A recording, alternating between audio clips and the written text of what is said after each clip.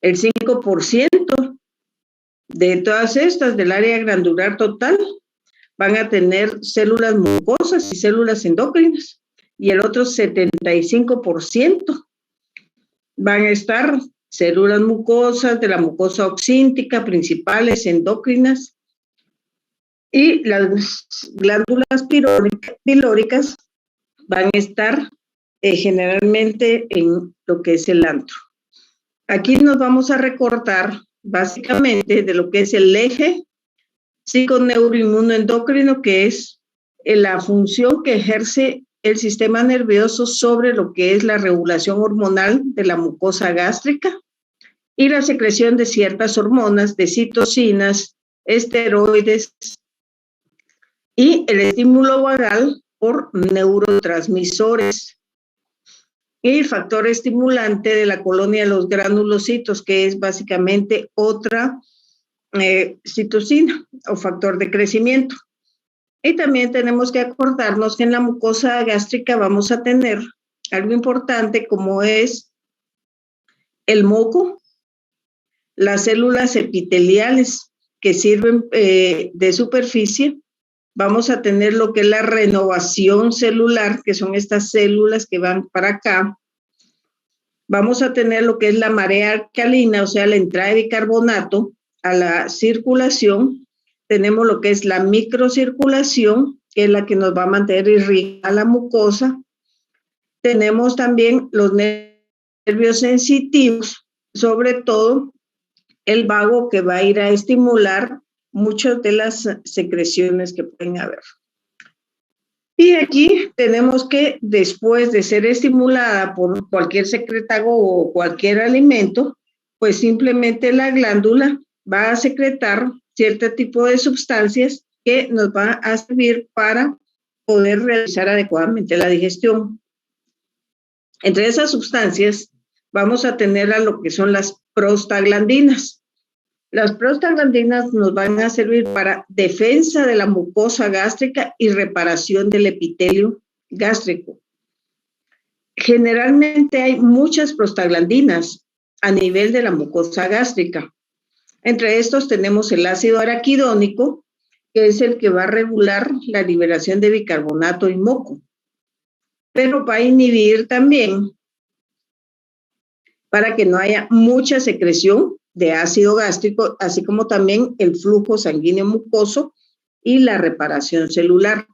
Cuando hay alteración a nivel de estas prostaglandinas, esos mecanismos de control se alteran y ya empezamos con problemas gástricos. También tenemos otras enzimas que es esencial en la síntesis de prostaglandinas, como son las COX. Entre las COX tenemos la COX-1 y la COX-2.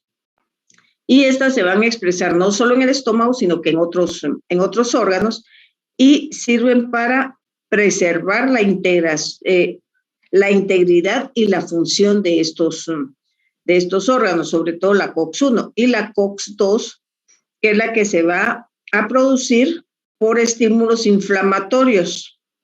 Y esta va a ser secretada por macrófagos, leucocitos, fibroblastos. Estamos hablando de matrix extracelular, estamos hablando de todos los glóbulos blancos y células sinoviales. Aquí tenemos que ver que muchos antiinflamatorios pueden o no pueden actuar sobre las COX. Si estamos hablando de antiinflamatorios no esteroideos, ¿sí? Ahí estamos hablando que ellos van a estimular o van a inhibir la COX-2. Y generalmente la toxicidad va a estar dada por la inhibición de la COX-1. ¿Por qué? Porque acuérdense que la COX-1 también nos va a actuar sobre riñones, células endoteliales, y va a preservar función del riñón, aparte de que se va a expresar. Entonces, cada vez que ustedes toman aspirina, cada vez que toman Voltaren, cada vez que toman X, Y, Z, antiinflamatorios, lo que están haciendo es inhibiendo la COX-1, y eso nos está dando problemas a la larga en otros órganos. La gente que toma aspirina, por decirles algo, entonces esto lo que va a hacer es inhibir la COX-1. Ahora hay ciertos antiinflamatorios que son selectivos para la COX-2. Van a disminuir la inflamación. Teóricamente tienen mínima toxicidad para el sistema digestivo, pero ojo, tienen efectos adversos sobre el aparato cardiovascular y hace que la gente tenga mayor riesgo de infarto. Ojo, también tenemos el óxido nítrico, que nos sirve para que la mucosa del estómago se mantenga adecuadamente. Pero si nosotros inhibimos la secreción de entonces lo que va a hacer es que va a alterar también la mucosa gástrica y la integridad. Luego tenemos los fosfolípidos de membrana, como son el ácido araquidónico, que va a actuar sobre la COX-1 y la COX-2. Entonces, la COX-1 lo que va a hacer también nos va a ayudar en integridad de la mucosa, agregación plaquetaria, función renal. Y si nosotros inhibimos esto, entonces vamos a estar haciéndole daño a estómago, riñones, plaquetas, endotelio. Y si inhibimos la COX-2, vamos a estar inhibiendo macrófagos, leucocitos, fibroblastos, etcétera, glandinas, pero también va a tener los efectos secundarios que ya les dije. A este nivel vamos a tener el nervio vago, que también va a actuar, ustedes ya saben, cuando estudiamos los pares craneales. Y el nervio vago, al final de todo, va a actuar sobre las células T, las células G, y a su vez tienen que ver con la secreción de ácido, tienen que ver también con el antro pilórico, el fondo gástrico y ciertas células que van a secretar histamina. Y el nervio vago es el que va a regular básicamente todas estas funciones. Si tenemos alteración a ese nivel, entonces vamos a tener alteración a nivel de las glándulas gástricas. Bueno, antes de pasar a gastritis, ¿alguna duda?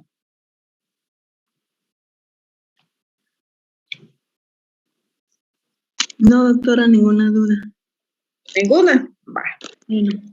Entonces, ¿qué es lo que definimos como gastritis? Básicamente es una inflamación de la mucosa gástrica o inflamación de la mucosa duodenal. Cada vez que vamos a estar hablando de gastritis, estamos hablando de inflamación, por favor. Esto se mira básicamente en las endoscopías, donde miramos una mucosa con edema y eritema. Y cuando se hace la biopsia, lo que se va a ver básicamente es esta inflamación, que es lo que va a ser el diagnóstico. Vamos a tener diferentes tipos de gastritis. Y estas gastritis se van a clasificar de acuerdo a su aparición, de acuerdo a lo que encontremos, signos histológicos que encontremos. Tenemos lo que es la gastritis aguda, que en la gastritis aguda vamos a tener básicamente un edema y vamos a tener muchos neutrófilos, que ustedes los van a ver acá, en lo que es la mucosa gástrica. Entonces, estamos hablando que tenemos eosinófilos, tenemos una inflamación a nivel de la mucosa. Pero las gastritis pueden ser agudas o pueden ser crónicas. Y entonces tenemos desde una muy leve, básicamente, pasando por una gastritis severa, empezando con una atrofia ya de la mucosa, atrofia moderada, atrofia severa. Aquí ya empezamos a tener una metaplasia, o sea, cambios a nivel de la célula. Luego ya empezamos a tener metaplasia intestinal Y aquí tenemos una mucosa con abundantes organismos del Helicobacter pylori. Ahora, por favor, cuando nosotros estamos hablando, ojo, ya de atrofias severas, estamos hablando de un paso antes de un cáncer, cuando ya hablamos de atrofia moderada, atrofia severa y metaplasia intestinal. Estamos hablando de pasos antes de un cáncer gástrico. Antes de pasar a otro lado, ¿entendieron la clasificación entre aguda y crónica?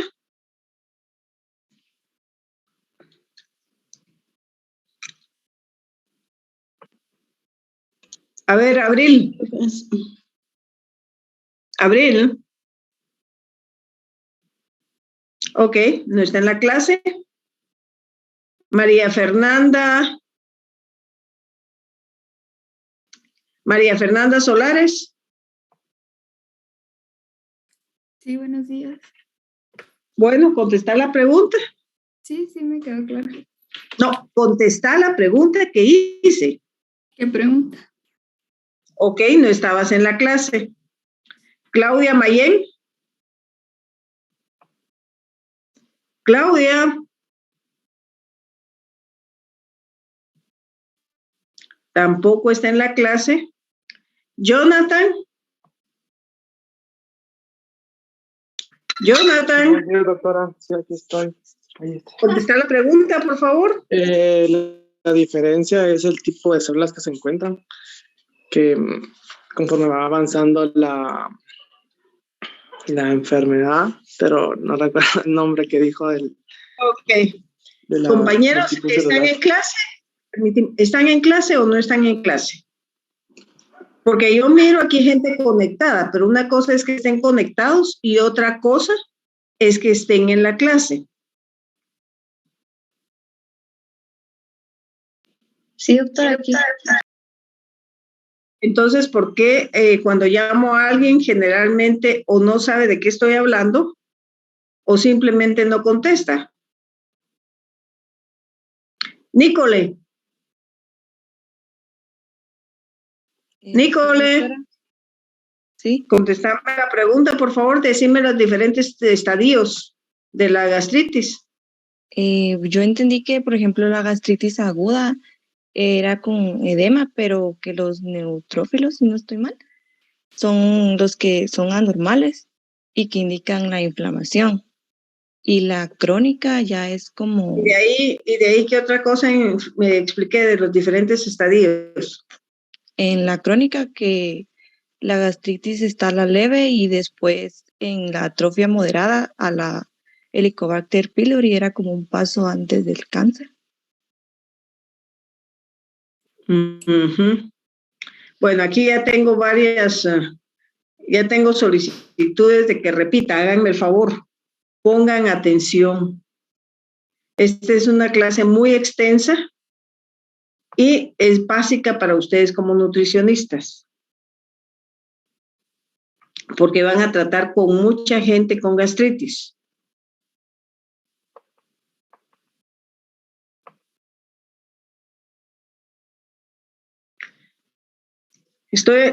Dije que la gastritis se puede clasificar en dos, en gastritis aguda y gastritis crónica, ¿sí? En la gastritis aguda, lo que vamos a encontrar es básicamente una mucosa con muchos neutrófilos en la misma y edema. Y eso lo que nos está indicando es que la mucosa está inflamada, ¿sí?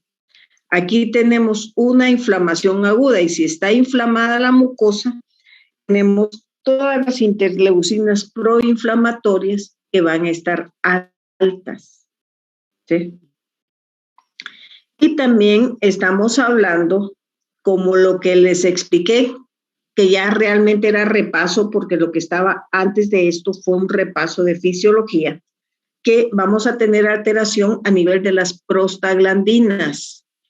Sobre todo, les dije a aquellos pacientes que toman antiinflamatorios para esto, para lo otro, o incluso la gente que toma aspirina para prevenir infartos, entonces está alterando las prostaglandinas que son importantes para que la mucosa gástrica esté normal, porque altera la integridad de la mucosa. Y les dije que habían fármacos que eran COX-1 y COX-2. Unos eran selectivos para las COX-1 y otros eran selectivos para la COX-2. Y también les dije que los que eran selectivos para las COX-2, que aparentemente no hacían daño porque no irritaban, son los que dan un mayor riesgo de un cáncer, un infarto al miocardio. Y los de las COX-1, que sí pueden irritar levemente, pero también inhiben las prostaglandinas que van a velar por la integridad del riñón y por eso pueden dañar el riñón. Lo que no les dije es que algunas de las causas de insuficiencia renal que existen actualmente es la toma de antiinflamatorios no esteroideos, porque esos antiinflamatorios no esteroideos van a inhibir a las prostaglandinas y al inhibir a las prostaglandinas van a hacer daño a nivel tubular renal y nos van a desarrollar insuficiencia renal. Así es que cada vez que estén tomando antiinflamatorios, piénsenlo 2 veces. También tenemos lo que es la gastritis crónica. La gastritis crónica puede ir desde una gastritis leve hasta llegar a una atrofia severa. Y esto aquí va a ser un diagnóstico de tipo histológico, que quiere decir que vamos a entrar, vamos a sacar una biopsia y lo vamos a ver al microscopio. Entonces va a haber desde ligero daño a nivel de la mucosa gástrica hasta un daño muy severo y de acá, de una atrofia severa, una metaplasia intestinal, que quiere decir que ya el epitelio ya está básicamente reemplazado por otro tipo de células. De aquí se va a pasar al cáncer, ¿sí? Cuando estamos hablando ya de metaplasia, estamos hablando de un paso previo al cáncer. O sea, para que nos llegue el cáncer tenemos que pasar todas estas etapas de la gastritis. Y les dije que acá había una lámina con Helicobacter pylori en donde se pueden ver abundantes bacilos. ¿Y qué es lo que pasa con esto? Pues simplemente que el estómago y el duodeno van a tener una atrofia tan severa por la infección de largo tiempo que el Helicobacter pylori es uno de los causantes de cáncer gástrico, ¿sí? Un Helicobacter pylori, una infección aguda, pues se trata y ya estuvo, y no quiere decir que haya cáncer. Pero una infección de larga data que mantiene inflamado la mucosa intestinal, estamos hablando de que puede pasar a un cáncer gástrico. ¿Dudas, compañeras?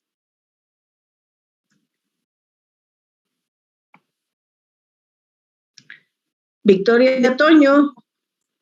Buenos días, doctora. Yo sí tengo una duda en cuanto a por ejemplo, ¿esas etapas se diagnostican como en cierto tiempo o pueden llegar pacientes ya con una metaplasia intestinal sin darse cuenta que tuvieron la enfermedad sin tiempo? Sí, pueden llegar así, porque hay mucha gente que está con Helicobacter pylori asintomática y hay gente que tiene enfermedad péptica y que muchas veces no tiene mayores síntomas o tiene básicamente un poquito de reflujo, etcétera, y sigue como que sin nada porque ya la gente está acostumbrada a ver esos síntomas como normales. Entonces, como todo el mundo tiene, pues yo también, ¿va? Porque hay mucha gente gente que se queja de gastritis, de ardores, y ahí siguen, sin ir a hacerse un examen adecuado, un diagnóstico adecuado, tomar el medicamento y mejorar y cambiar estilo de vida. Porque si te diste cuenta, la gastritis es una inflamación, y yo por eso les insistí tanto el semestre pasado en todo lo que son las citoquinas y todo lo que es el sistema inmunológico, porque muchas enfermedades, si no decirlos prácticamente todas, están relacionadas con la inflamación y alteración de las citoquinas. Y la gastritis es el ejemplo típico de ello. Entonces, podemos andar con el estómago y los intestinos inflamados por mucho tiempo y la gente muchas veces ni cuenta se da. Sobre todo si es portadora asintomática, porque entonces es una gastritis leve, que no le va a dar mayores síntomas. No sé si contesta eso tu pregunta. Sí, gracias. Doctora, buenos días. Sí, buenos días. Tengo una duda. Fíjese que hay personas de que cada vez que comen frijoles, ellas dicen que tienen reflujo. ¿Eso también quiere decir que ellas tienen gastritis? Sí. Ah, ok. Pero que se acentúa con la ingesta de frijoles, porque la cáscara es muy irritante. A estas personas no hay que quitarle los frijoles, sino que lo que hay que hacer es que comen frijoles colados, pero no colados en licuadora, sino que de los anteriores, de esos coladores de a mano. No sé si ustedes los conocieron. Sí, pero ¿cuál sería ¿por qué sería, o sea, cuál sería porque ahí se queda la cáscara. Acuérdense que cuando ustedes le dan la vuelta a esa ¿qué? Palanquita, diría yo, se le da la vuelta, se están apachando los frijoles, y si ustedes miran y lo hacen al revés, ahí está toda la cáscara del frijol. En cambio, cuando se mete a la licuadora, eso no se da.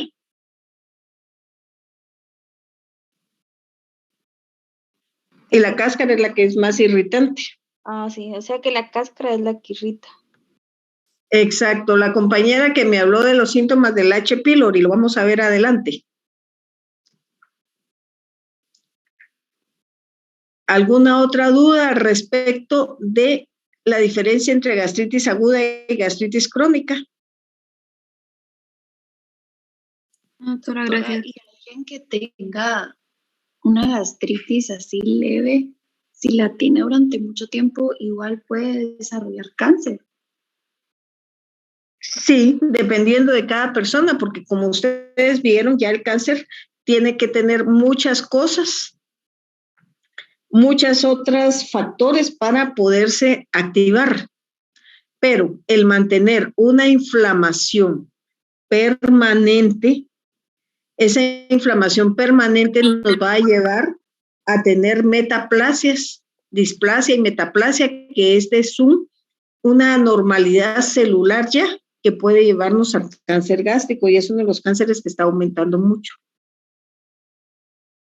Si nosotros corregimos todo lo anterior, entonces esto puede cambiar, ¿verdad?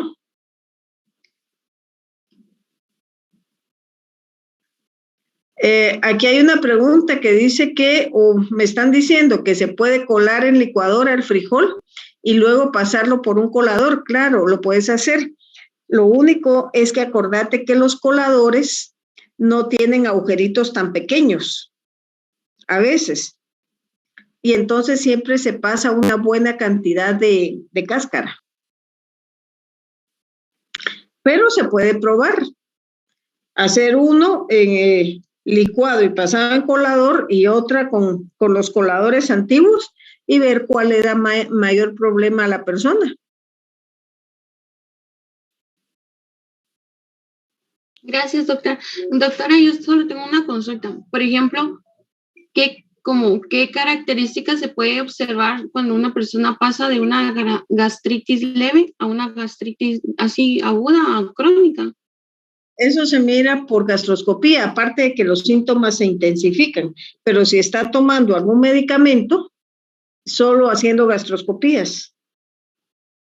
Es que yo tengo bueno, pasó por aquí en la casa una señora que, por ejemplo, ella tenía gastritis, ¿no?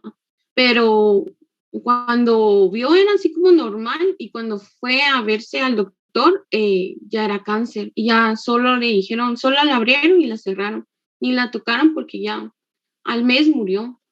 Pero sí, ella no presentó como síntomas, sí murió. Eso es lo que yo les estoy diciendo. Hay muchas gastritis asintomáticas.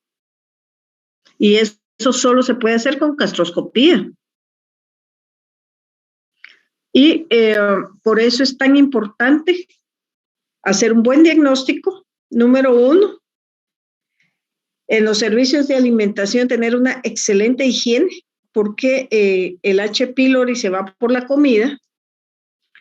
Evitar tomar antiinflamatorios al máximo, porque como ustedes ya vieron, nos altera básicamente la mucosa. Y eso es un repaso que les di de lo que se vio en fisiología. Y, ¿cómo se llama? Otra de las cosas es el estrés. Por lo tanto, es importante cambiar el estilo de vida y aquí también hay algo que tiene que ver mucho con las nutricionistas. Si ustedes se dieron cuenta cuando les di la definición de gastritis, que es una inflamación de la mucosa gástrica, le repetí la palabra inflamación. ¿Y qué pasa? Todos, óiganme bien, todos aquellos alimentos a los cuales las personas son intolerantes o alérgicas se tienen que eliminar porque si no van a causar inflamación. Y si ustedes causan inflamación a nivel de las mucosas, están causando inflamación también a nivel del estómago y del duodeno y están contribuyendo a enfermedades de sus pacientes. Yo muchas veces he oído la palabra, y se lo digo en la leche, no quiere decir que sea el único alimento, hay muchos. Ay, mire, si no tolera bien la leche, entonces dele deslactosada. Graso error, porque la leche deslactosada tiene un 10% de lactosa y también va a causar inflamación. Ojo, aunque esa inflamación sea asintomática, o dele yogur porque tiene muy poca lactosa. Graso error también, porque ese azúcar que es la lactosa, aunque sea en pequeñas cantidades, va a estimular la liberación de citoquinas que van a ir a inflamar las mucosas. Y no están haciendo solo daño en el estómago, sino que van a hacer daño en cualquier parte del cuerpo porque la inflamación es sistémica.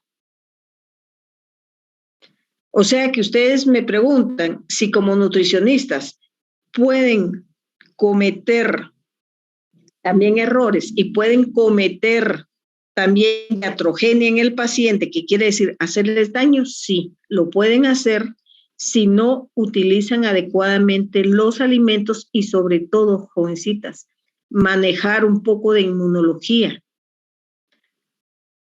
Porque esto es básico. Si ustedes estimulan por cualquier medio la inflamación en un paciente, pueden estar causando enfermedades a otro nivel, no solo a nivel intestinal. Ay, mire, sí lo toleró muy bien, solo le dio un poquito de distensión abdominal, ya estimularon toda la inflamación a todo nivel.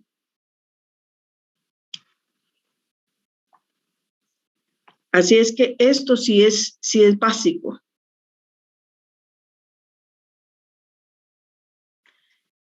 Aquí me estaban preguntando si en la gastritis la mucosa gástrica se encuentra en estado hiperémico, o sea que se encuentra algo rojita y que llega a grandes cantidades de sangre y por eso hace que se dé un edema y hace que su color sea rojo.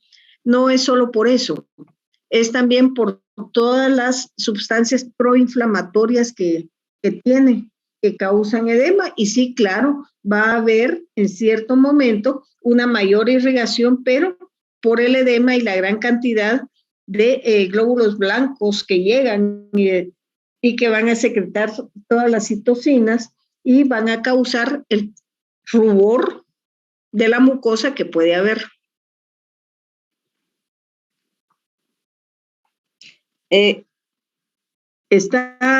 ¿Te quedó clara la respuesta, compañera? Sí, gracias, doctora, muy amable, gracias. Okay. Y bueno, solamente gracias. Si quieren, continuamos, porque puede ser que la respuesta esté en las siguientes diapositivas. La gastritis también la vamos a clasificar dependiendo del segmento del estómago afectado.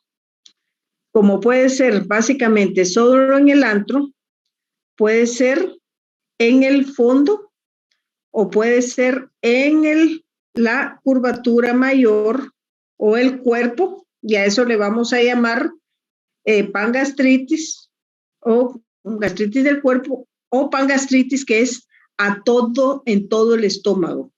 Una gastritis en todo el estómago, pangastritis, gastritis del cuerpo, del estómago y gastritis antral. Bueno, aquí lo que vamos a ver es que en todas las gastritis podemos tener estadios premalignos en la mucosa como consecuencia de una inflamación prolongada.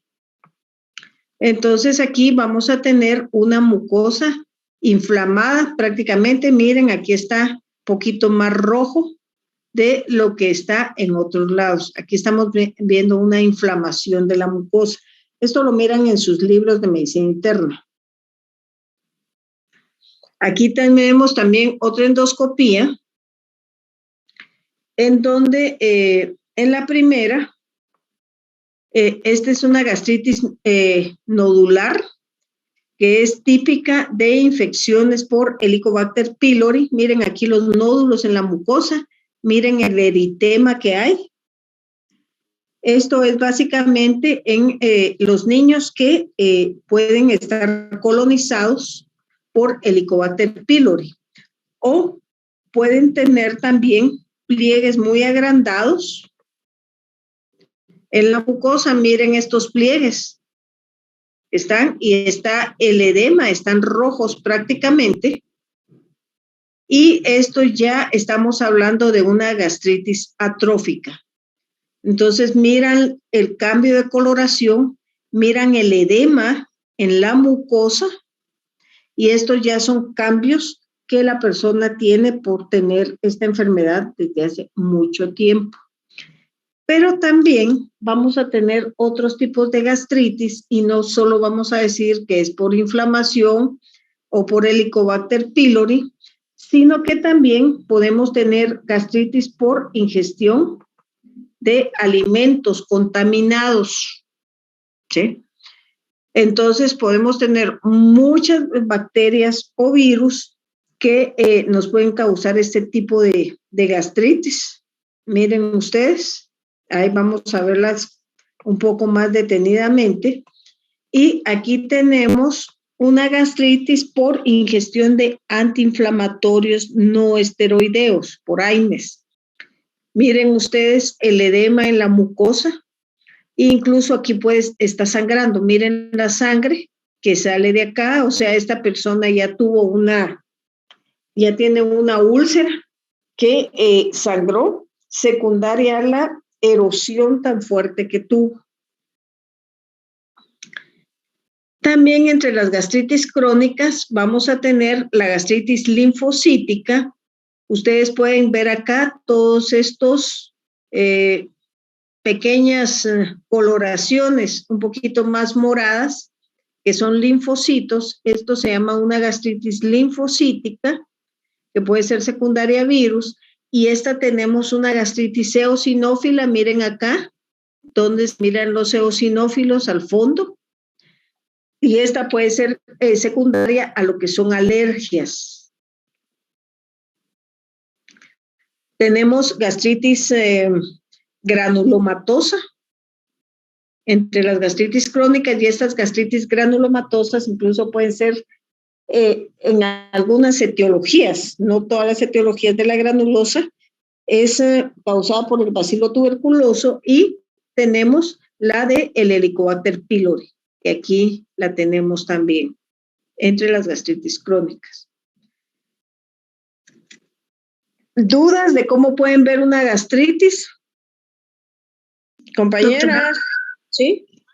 ¿Qué dijo que causaba la granulomatosa, la que estaba a la par de pylori? El bacilo de la tuberculosis. Gracias.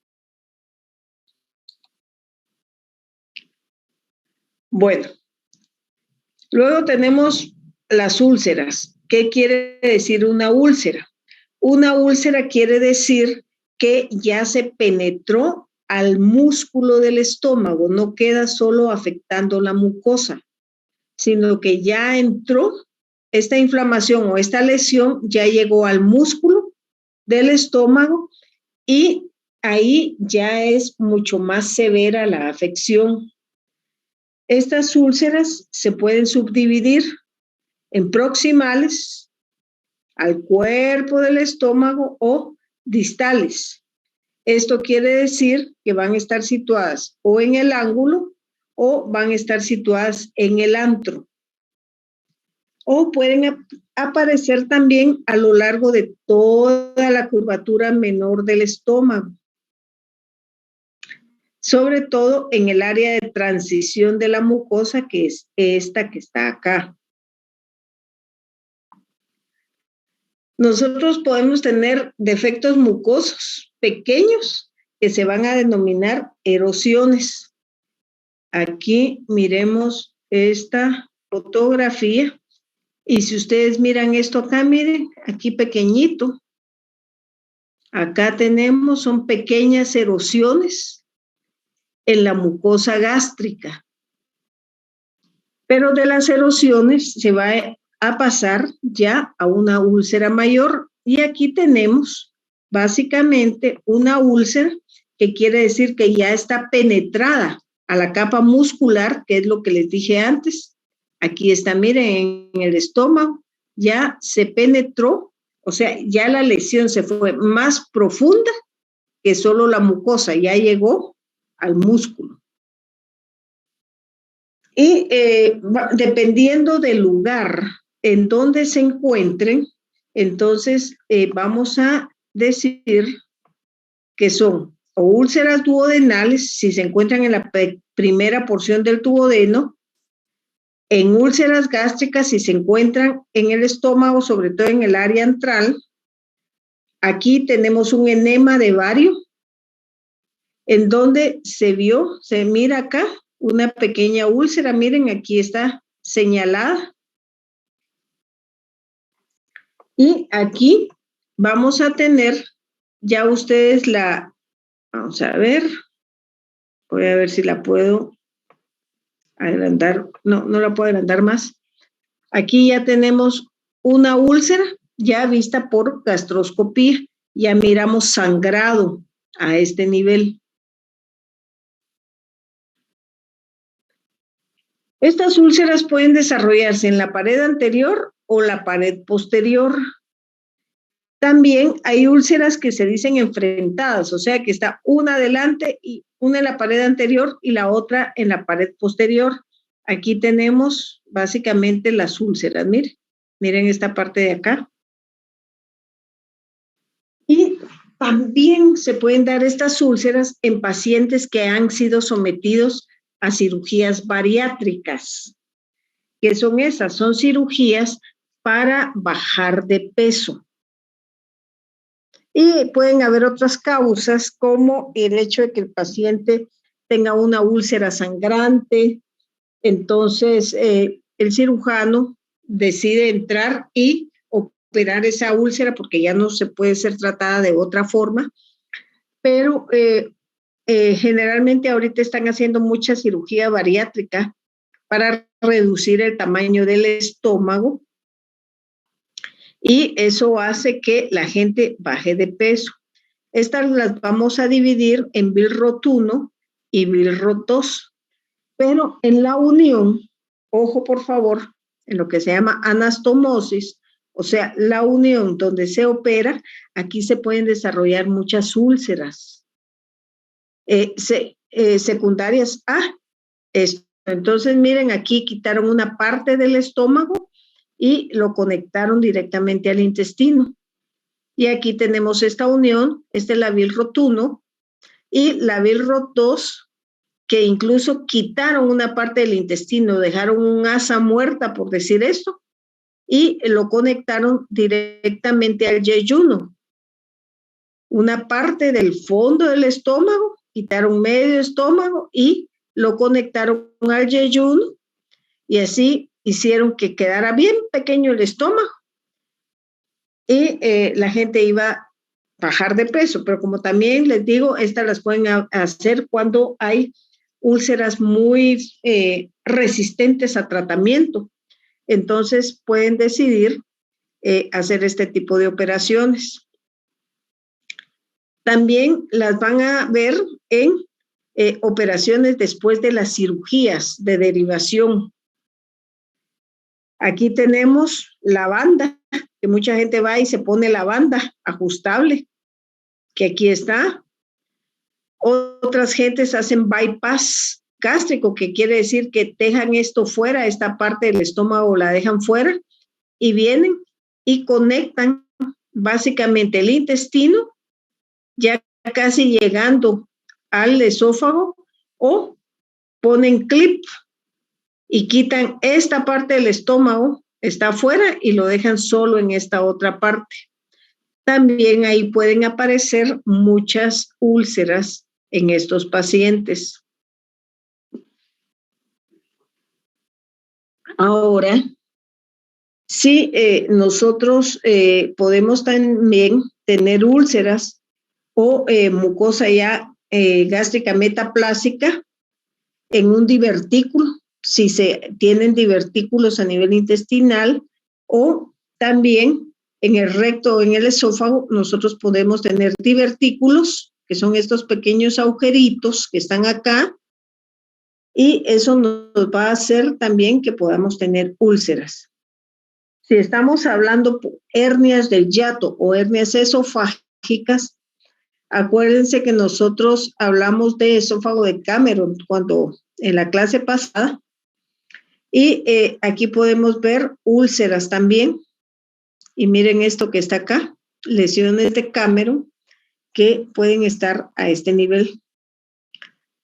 También tenemos pequeñas úlceras denominadas, nunca las he podido mencionar adecuadamente, de Fallot, no sé, o Fallot, no sé realmente cómo se pronuncian, pero son pequeños defectos en la mucosa de las arteriolas intramurales que pueden causar hemorragias gastrointestinales bastante grandes.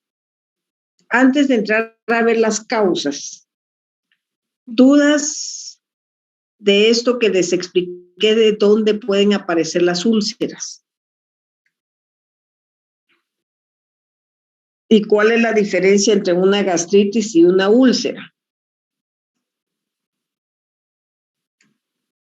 Doctora, ¿sabe que no? Claro, ¿qué son los divertículos? Son como pequeñas bolsitas que se hacen en la pared. ¿Te acordás que cuando vimos esófago, hablé de unos divertículos, sobre todo de uno que está a nivel de cuello, y les enseñé una como bolsita? Sí. Esos son los divertículos, solo que en lugar de estar a nivel del esófago, pueden estar a nivel intestinal. Son pequeñas bolsitas que son por defectos a nivel de la musculatura de todo lo que es el intestino, y muchos pueden ser de tipo hereditarios.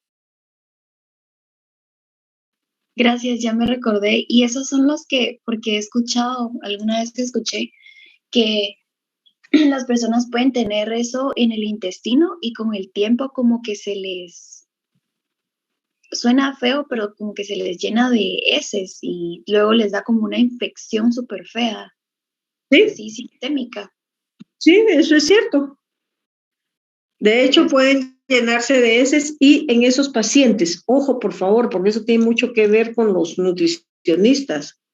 En esos pacientes hay que evitar todas aquellas comidas que tengan pepitas, todas aquellas comidas que tengan cáscaras, porque pueden ir a obstruir alguno de esos divertículos o comidas con mucha fibra. Están contraindicados en estos pacientes. Puede haber una inflamación severa a nivel del divertículo, puede haber úlceras en los divertículos y esos pacientes sangran y sangran.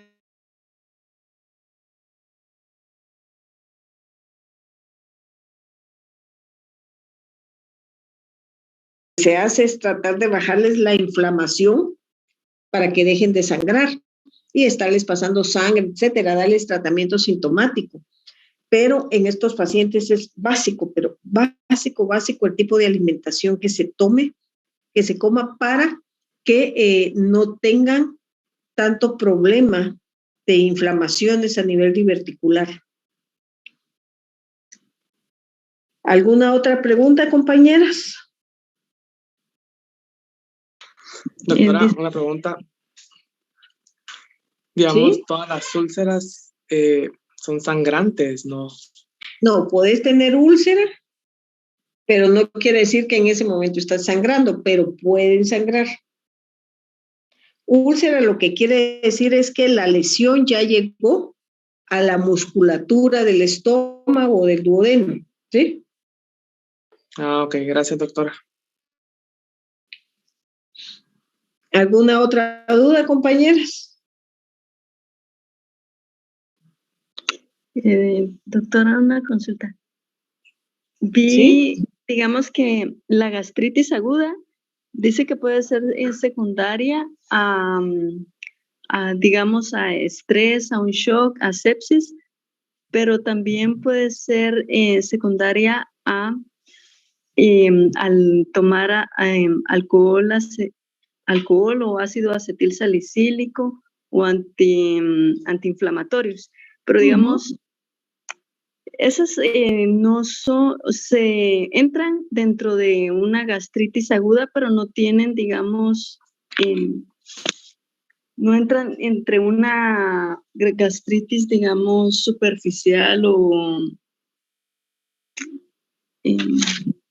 algún otro tipo, digamos, porque digamos hay gastritis corrosiva. Y entonces, que es por sustancias que nos cáusticas. ¿Eso entra también en esta gastritis corrosiva? Eso es lo que me estás diciendo. Sí, eso. Este cuadro que está en Goitom. No está en Goitom, este está en Cecil, este es de Cecil. Sí, esto. Ajá. ¿Y cuál es tu pregunta de este cuadro?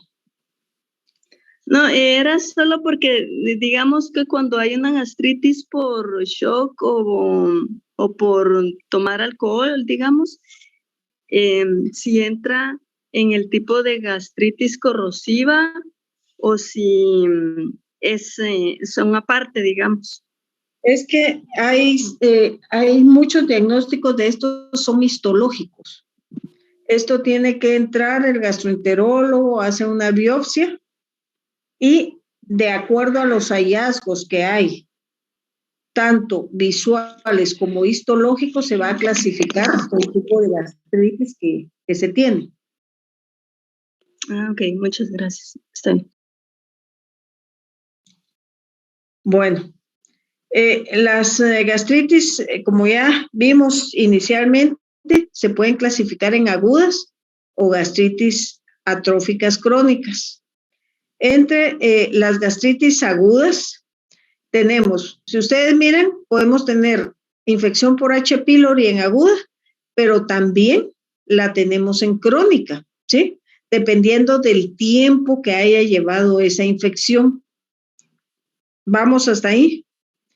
Pero también tenemos gastritis agudas por otras bacterias, como lo que les enseñé ahí, que son por alimentos contaminados, la flemonosa por micobacterias, por sífilis, por virus, por parásitos, por hongos. Bueno, hay muchas infecciones que nos pueden estar causando una gastritis aguda, y algunas de estas pueden ir por los alimentos. Y entre las gastritis crónicas tenemos que pueden ser o autoinmunes, que ya el cuerpo se está atacando a sí mismo. Hay muchas enfermedades autoinmunes que se pueden desarrollar por infección de largo tiempo del Helicobacter pylori, o simplemente no vamos a saber la causa, por eso se dice que son indeterminadas. Y también tenemos las gastritis poco frecuentes, como son las causadas por abundante cantidad de linfocitos o eosinófilos. Ya ustedes las vieron, se las enseñé. La enfermedad de Crohn, que es una enfermedad autoinmune. Y tenemos la sarcoidosis o la granulomatosa aislada. Entremos un poquito a lo que es el Helicobacter pylori. Cuando la gente puede desarrollar úlceras por Helicobacter pylori, tienen que ir relacionados varios factores en el huésped. Uno de ellos, y muy importante, es el estrés, ¿sí? Por eso la gente tiene que tratar de manejar un poco el estrés que tiene, y aprender a no querer hacerlo todo, sino que hay que aprender a delegar y a llevar la vida con más calma.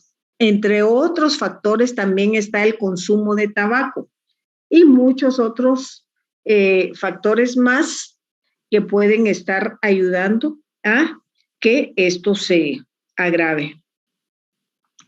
También, si ustedes se acuerdan de fisiología, les hablé de los receptores TOL.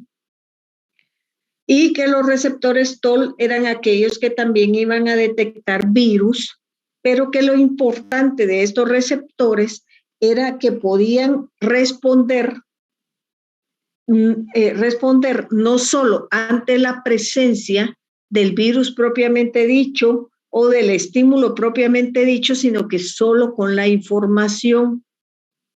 Eso se los dije el semestre pasado respecto a los receptores TOL, cuando vimos inmunología, y encuentran una buena descripción de ellos también en la patología de Robbins, o también en cualquier inmunología. Pero los receptores TOL, que hay una gran variedad de los mismos, no solo son los TOL1, hay TOL2, 3, 4, etcétera, etcétera, y están correlacionados también, dependiendo de las variaciones genéticas de cada persona, esta respuesta, y esto hace que algunas personas se colonicen con Helicobacter pylori sin mayor problema y sin tener mayores sintomatologías, mientras que otras no llegan a colonizarse, sino que el cuerpo responde muy rápidamente y puede empezar a responder a la enfermedad. Entonces, tenemos que tener cierta alteración genética para que estos receptores TOL no respondan adecuadamente y la persona se pueda colonizar con Helicobacter pylori. ¿Les quedó claro eso?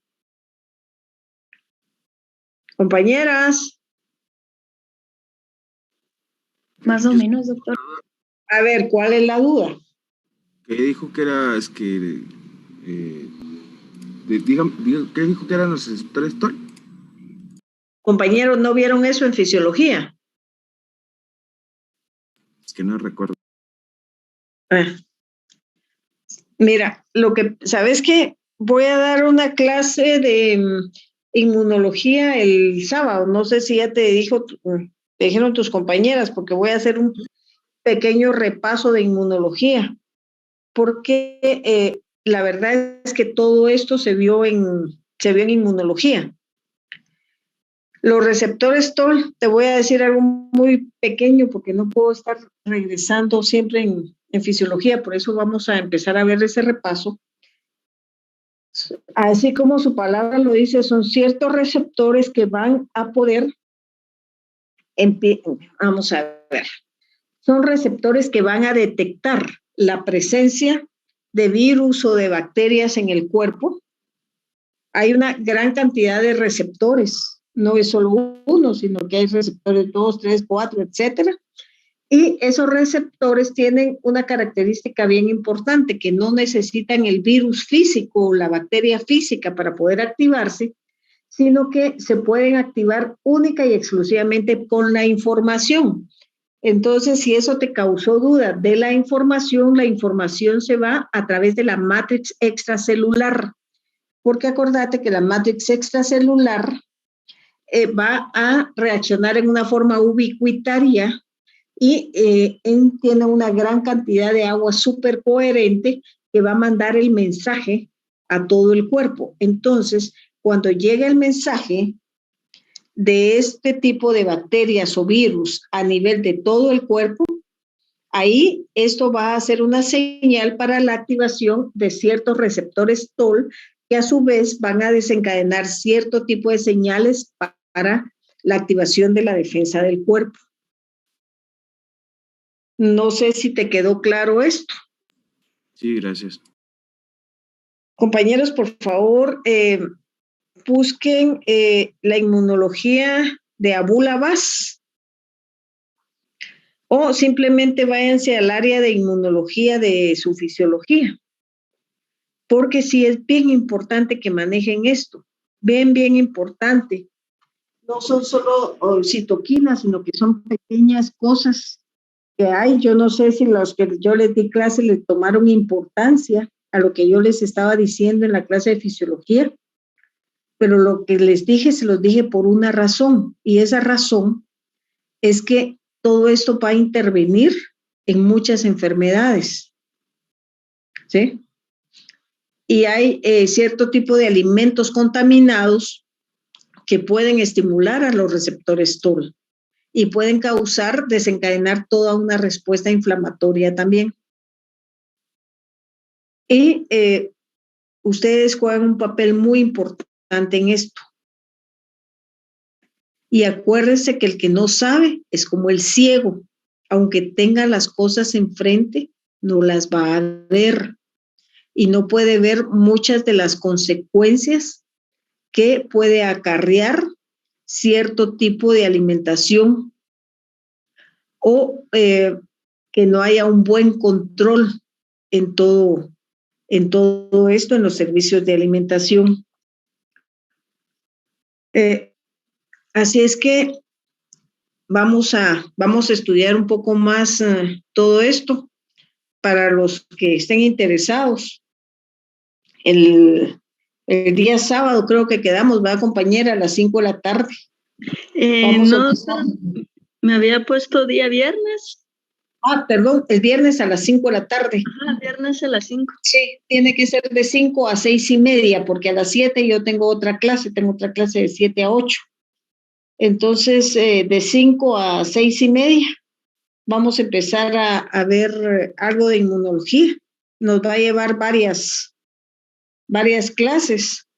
Entonces, dependiendo de eso, miramos si podemos ver otro poco el sábado para ir refrescando un poco todo esto. Entonces, los que quieran están cordialmente invitados. Bueno, pero les digo, esto es extra aula y es un repaso que les voy a dar porque yo pienso que es importante que ustedes empiecen a manejar mucho de todo esto y como les digo, siempre tengan presente ese dicho que a mí me lo enseñó un profesor, no sé quién lo dijo, pero se me grabó mucho, que el que no sabe es como el ciego, aunque tenga las cosas enfrente, no las va a ver. Y entonces toma conductas clínicas equivocadas muchas veces porque simple y sencillamente no sabe. No es porque quiera hacer las cosas mal, no es porque haga las cosas equivocadas, es simple y sencillamente porque al no saber cree que está haciendo lo mejor y punto, ahí es el asunto, ¿sí? Entonces nosotros, es nuestra obligación como personas que vamos a trabajar con la salud de las otras personas, prepararnos lo mejor posible. Yo estaba hablando con una amiga, ella es guatemalteco norteamericana porque creció en los Estados Unidos, la mandaron con sus abuelos aquí cuando tenía como unos 6 años, se fue como unos 12 años de regreso a Estados Unidos y ahí estudió todo el tiempo. Ella es terapista del lenguaje, tiene una maestría en terapia de lenguaje de niños de 1 a 5 años. Y le decía, mira, ¿y por qué no miras a niños de 6, 7? No, porque yo solo puedo ver niños de 1 a 5 años, va perfecto. Y empecé a hablarles sobre ciertos factores. Y me dijo algo que me dejó anonadada. Y es que en Estados Unidos, oigan bien lo que les voy a decir, porque yo no lo creía. Si ella no me lo hubiera dicho, yo no lo creo. Viene y les dicen, mire, empiezan ellas a estudiar un poco más y a desglosar un poco más las cosas. Y les dicen, no, eso no le va a servir, mejor ni lo estudie. Usted apréndase esto que tiene que hacer, no estudie más, no le va a servir. Entonces, cuando la gente quiere estudiar más, le dicen, no, esto no le va a servir, apréndase este esquema, nada más porque esto es lo que va a usar. Y entonces le digo yo, pero es que no puede ser. Pues así es, me dijo, y es en todas las áreas.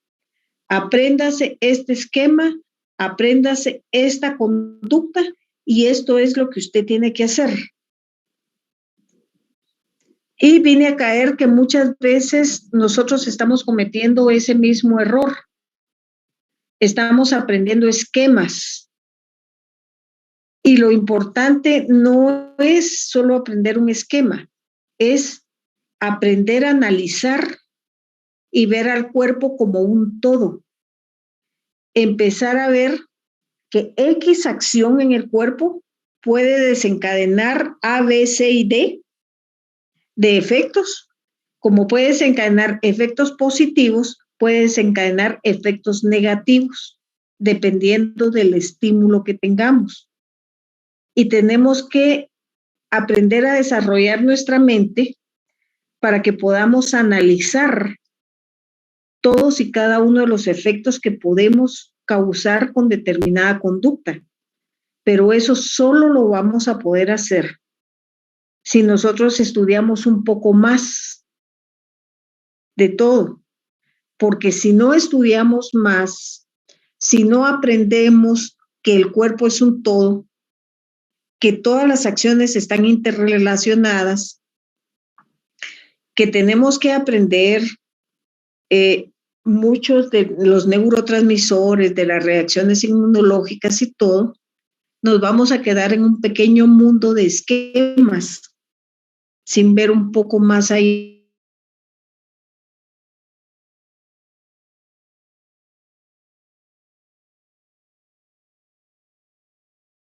El ajedrez. Cuando nosotros jugamos ajedrez tenemos que ver las 7 jugadas posteriores a la jugada que vamos a hacer. Y en el cuerpo deberíamos de poder analizar todos los efectos que va a causar posteriores, que va a causar lo que nosotros vamos a administrar, tanto con alimentos como con medicamentos, ¿sí? Y no quedarnos un solo paso adelante, porque entonces estamos desarrollando una visión muy corta. Y como personas que trabajamos con la salud tenemos una gran responsabilidad y tenemos que desarrollar una visión un poco más allá de qué puede causar cada una de las cosas que nosotros hacemos, qué reacciones vamos a estimular y esas reacciones que pueden causar más allá. Es un consejo que les doy. Si quieren, tómenlo. Si no quieren, no lo tomen. Pero después de tantos años de trabajar en medicina ya me di cuenta que sí tenemos que hacerlo. Es importante poder analizar y no solo quedarnos con lo que nos dicen. A mí me agrada mucho cuando la gente va a estudiar otras cosas, así como la compañera se fue a estudiar las causas de la gastritis y me estaba preguntando sobre este cuadro, pero solo el hecho de preguntar sobre el cuadro quiere decir que ella ya lo había estudiado. y que le había causado dudas. Y por eso estaba tratando de ver más allá de lo que estaba en el cuadro. Y eso es excelente. ¿Sí? Entonces, compañeras, sí les dejo ese consejo. Como les digo, ya depende de ustedes si lo quieren tomar o no lo quieren tomar. Bueno, vamos a ver también cuando hemos estado hablando de gastritis flemonosas o gastritis bacterianas, entre las cuales hay agudas y hay crónicas, que vamos a tener para desarrollarlos tanto factores bacterianos como factores del hospedero. Entre los factores bacterianos vamos a tener ciertos componentes que pueden tener las bacterias o que pueden estimular las bacterias, y entre los factores del hospedero, qué tanto tiempo hemos tenido la enfermedad, dónde está ubicada, cuál es la respuesta inflamatoria, y vamos nuevamente a toda la respuesta inmunológica que nuestro cuerpo ha dado o que está dando el hospedero, y a los aspectos genéticos del mismo. Si ustedes se dan cuenta de lo que les dije hace un momento de los receptores TOL y de la colonización con H. pylori, podemos caer en cuenta y analizar que la gente que es portadora asintomática del Helicobacter pylori es porque tiene componentes genéticos que han alterado la respuesta inmunológica en ellos. ¿Sí? Y entonces ellos pueden andar con el Helicobacter pylori sin mayores consecuencias o sin mayor sintomatología, pero eso no quiere decir, ojo, que no esté causando daño en el cuerpo, pero no reacciona como debería de reaccionar, porque el mecanismo que va a desencadenar esa reacción está afectado. Por lo tanto, para esa persona es muchísimo más importante, ahí sí, matar el Helicobacter pylori y al mismo tiempo tener un buen control sobre los alimentos que va a ingerir, porque ella nunca va a reaccionar como reacciona cualquier otra gente. Dice, ay, no, a mí no me molesta la gastritis, no importa. Claro que importa, porque las consecuencias sí van a seguir caminando y va a pasar lo que dice su compañera, de repente, ay, miren tan sanito que se miraba y tiene cáncer en el estómago. ¿Por qué? Porque no reaccionó a lo largo de toda la enfermedad. ¿Sí? A diferencia de las gentes que no tienen ese trastorno genético, que reaccionan y que están teniendo problemas, pero es una gente que está gritando antes y entonces se puede ir y se le puede ayudar antes. A mí la gente que más miedo me da es aquella gente que dice, a mí nunca me da nada, yo nunca me enfermo de nada. Entonces dice uno, bueno, o tiene un excelente sistema inmunológico o simplemente no tiene un buen sistema inmunológico y por eso no reacciona a todos los estímulos que puede estar teniendo a lo largo. Son dos de las grandes, ahí donde ella puede estar. Entonces hay que entrar a ver un poco más.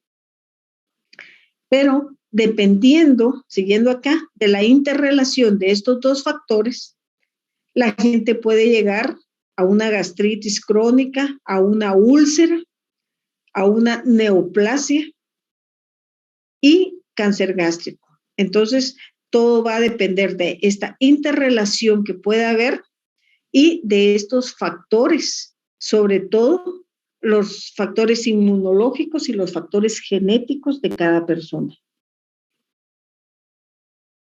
Veamos a grosso modo cómo va a evolucionar una infección con Helicobacter pylori. Pues simplemente tenemos aquí el Helicobacter que va a entrar a la mucosa. Eso nos va a dar una infección aguda. Pero aquí, ojo, tiene que ver que ha habido una baja producción de ácido en la mucosa y esa es otra cosa. El Helicobacter pylori se mete abajo de la mucosa y está en el músculo para no ser dañado por el ácido gástrico. Y es por eso que a veces es de difícil tratamiento, porque no está superficial, está abajo, ¿sí? Esta infección aguda se puede volver una infección crónica que puede agarrar básicamente varios caminos. Puede ser una gastritis antral predominantemente que puede pasar a una úlcera, puede ser una gastritis de todo el estómago que puede pasar a ser un linfoma o una infección asintomática por el Helicobacter pylori, o puede pasar a una gastritis atrófica que puede pasar a ser una infección asintomática, puede llegar a ser una úlcera o puede ir camino a un cáncer gástrico cuando ya las personas tengan cierta edad. O sea, una misma infección puede llegar a desarrollarse en diferentes formas. ¿Cuáles son los mecanismos que tiene el Helicobacter? Básicamente para producir alteraciones, pues actúa a nivel de la histamina. Va a hacer es que va a producir más inflamación, actúa a nivel de la acetilcolina, aumenta la secreción de gastrina que van a ir a la célula parietal y estimular más la producción. Y a nivel del antro gástrico, pues, ¿qué es lo que va a hacer? Pues simplemente se va a inhibir la somatostatina y va a aumentar la histamina y va a aumentar la inflamación a este nivel.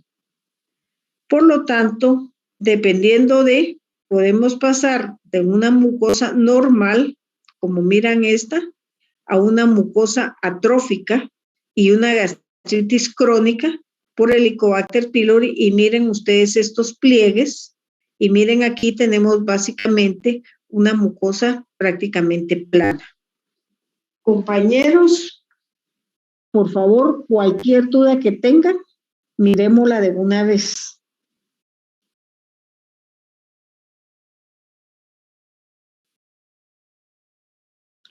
Compañeros. Doctora, en esas dos cortes histológicos, el cambio de coloración es por la cantidad de Helicobacter que se encuentra, ¿verdad? O puede ser el tipo de coloración que haya. No es por el tipo de célula, entonces. Mira, es que pueden ser dos cosas. Uno puede ser por el tipo, pero si te das cuenta, aquí es una coloración diferente. La gente que trabaja en patología tiene infinidad de colorantes y van a hacer la coloración dependiendo de lo que estén buscando para tener una mejor visibilidad de. Y la verdad es que en el libro, estos son de libro, no decían el tipo de coloración que tenían. Mi madre trabajó en patología muchísimos años y la verdad es que no le he preguntado, pero te ofrezco que le voy a preguntar. Ahorita no se ha levantado, le voy a preguntar después para que me explique eso y te lo voy a explicar en la próxima clase. Gracias, doctora, muy amable. Bueno, ¿alguna otra duda, compañeros?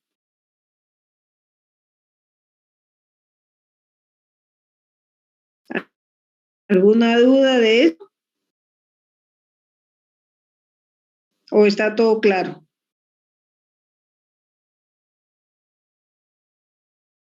Bastante claro, doctora. Gracias. Bueno, sigamos. Hablemos de los antiinflamatorios no esteroideos y el ácido acetil salicílico. Óigase, la aspirina, que mucha gente la anda tomando para poder prevenir infartos al miocardio.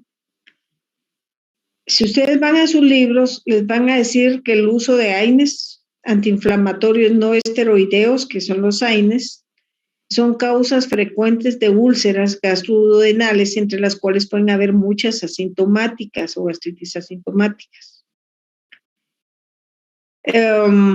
Aquí miramos, esta es un porcentaje en Estados Unidos que del 2 al 4% de las gentes están utilizando varios tipos de estos antiinflamatorios.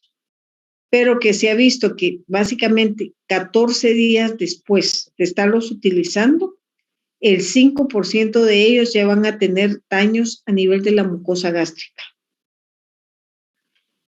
Entonces, la aspirinita diaria seguramente está produciendo daños a nivel de la mucosa, está alterando prostaglandinas, y esas prostaglandinas, ¿qué es lo que van a hacer?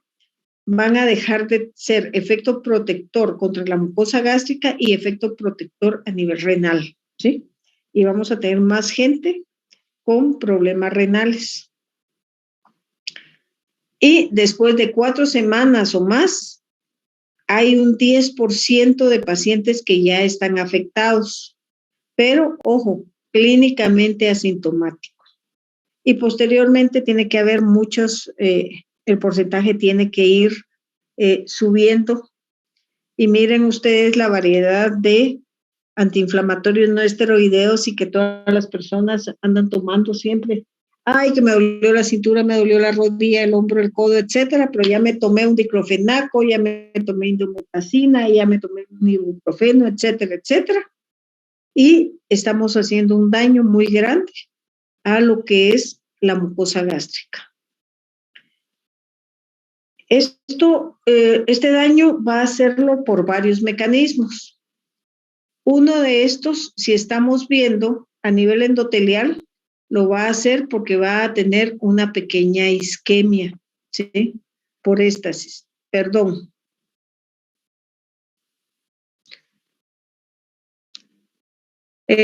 Claro que sí, Ana Lucía, muchas gracias. Podés enviar el ejemplo y podemos verlo aquí con tus compañeros y así vamos a aprenderlo todo. Todos. Se lo envío a WhatsApp. Pueden enviarlo a WhatsApp, compañeros, miremos nuestro teléfono y miramos este ejemplo.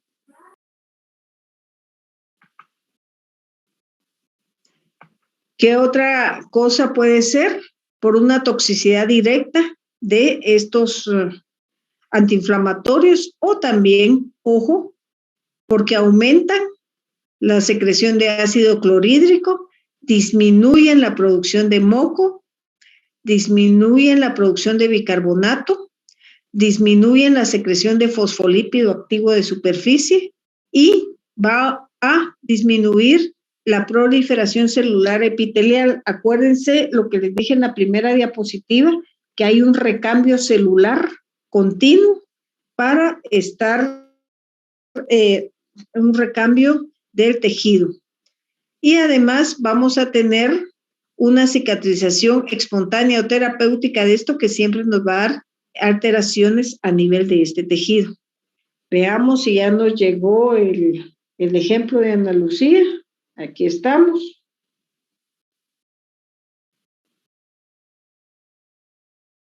Bueno.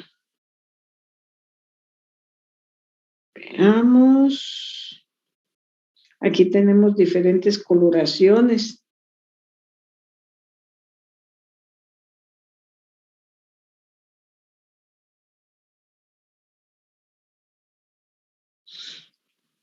A ver, compañeros, por favor, voy a ver si puedo hacer algo. Espérame. Vamos a ver.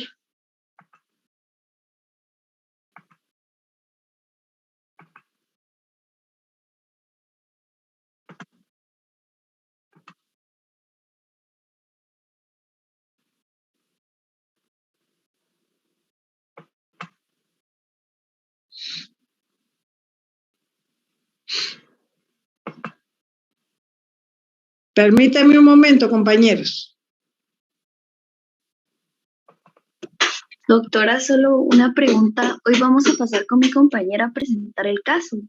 Esperemos que sí, si no, vamos a tener un poquito más de tiempo en la próxima clase. Bueno, aquí está. Vamos a ver, compartir pantalla, porque todavía Top Share.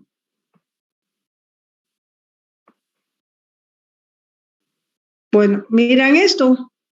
¿Están viendo mi pantalla ahorita? Sí, doctora, sí, se me... Bueno, entonces esto es lo que nos mandó Ana Lucía. Supongo que ha de ser es el informe de patología. Aquí estamos viendo dos coloraciones diferentes. Y aquí estamos viendo colonización moderada. Veamos la explicación. Dice cortes histológicos con tinción de hematoxilina y eosina correspondientes a mucosa gástrica del cuerpo que tiene estructuras glandulares de tipo tubular con epitelio cilíndrico, con núcleos basales sin atipia, quiere decir que no hay problemas atípicos, extensamente ulcerados. Hay focos de metaplasia, aquí ya estamos hablando que ya hay alteraciones a nivel celular, intestinal incompleta por bordes de cepillo y células calciformes, que esas las vamos a tener acá. Fibras musculares lisas, sustituyendo glándulas, ya tenemos atrofia a nivel de la mucosa gástrica, aumento severo de células inflamatorias de tipo mononuclear, principalmente linfocitos, que son estos que tenemos acá. Aquí miramos la atrofia gástrica que hay. Y células plasmáticas con abundantes células polimorfonucleares. Estas son las que vamos a ver acá, que atraviesan. Y aquí tenemos una tinción de Ginza, que es esta, que es positiva para el Helicobacter pylori. Bueno, vamos a regresar. Y aquí tenemos ese borde de úlcera con cambios reactivos severos, gastritis crónica, tinción de Ginza positiva para H. pylori. Debido a la extensa ulceración e inflamación, no es posible ver si hay malignidad o no. Entonces van a tener que, después del tratamiento, hacer otra biopsia para ver si realmente hay o no hay malignidad a este nivel. Miremos esto acá.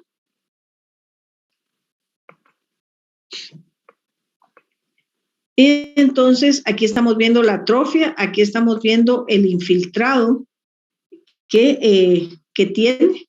Y ya se me fue el donde teníamos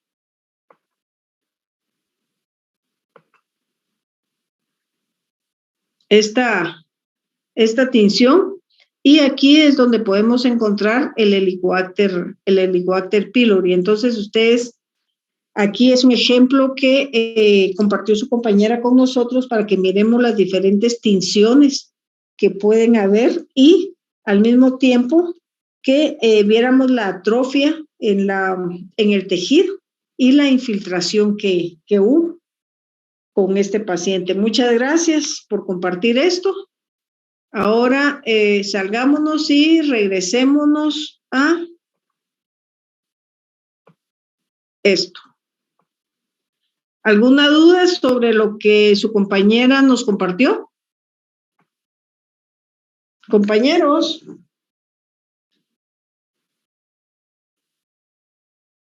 Compañeros, ¿no hay ninguna duda?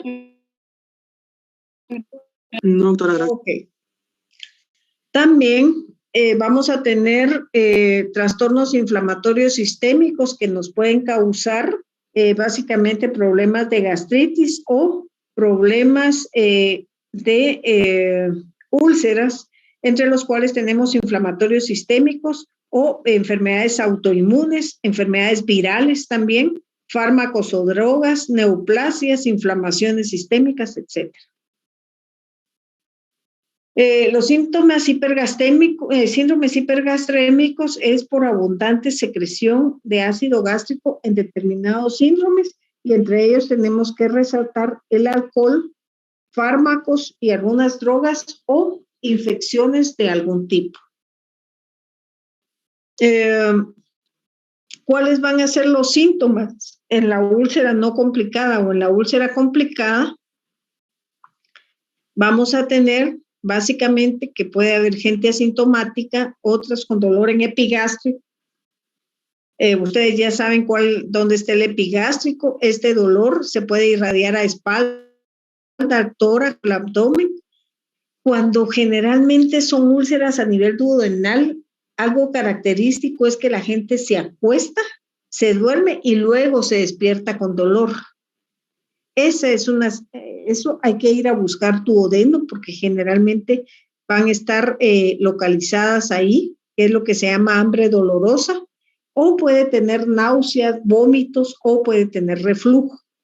Pero también podemos tener úlceras complicadas, las cuales hay un dolor abdominal intenso, puede haber un shock secundario al dolor o a un sangrado, rigidez del abdomen, puede haber aire en el peritoneo si ésta se perfora, hemorragias gástricas, puede haber obstrucción por la inflamación, náuseas, vómitos, pérdida de peso, etc. ¿Cómo vamos a hacer el diagnóstico? Pues hay múltiples formas de hacer el diagnóstico.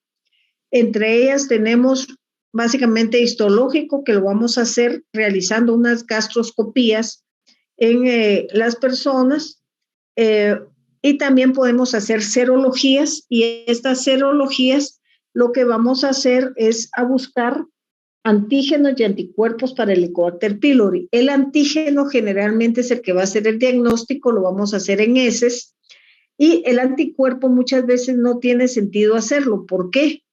Porque siempre va a estar positivo si ya el paciente estuvo en contacto con este germen, a pesar de que en ese momento no lo tenga, porque teóricamente ya hizo inmunidad contra él y por eso va a salir positivo. Es por eso que debería de hacerse serología en heces o ureasa en aliento. Cuando nosotros hacemos cualquiera de estos dos, pues entonces ya confirmamos el diagnóstico y podemos dar tratamiento, o si se le hace gastroscopía, pues son los que nos van a dar básicamente el tratamiento. Para hacer diagnóstico hay que hacer una buena historia en el cual vamos a ver dolor, tipo de dolor, cuándo apareció, etcétera, etcétera.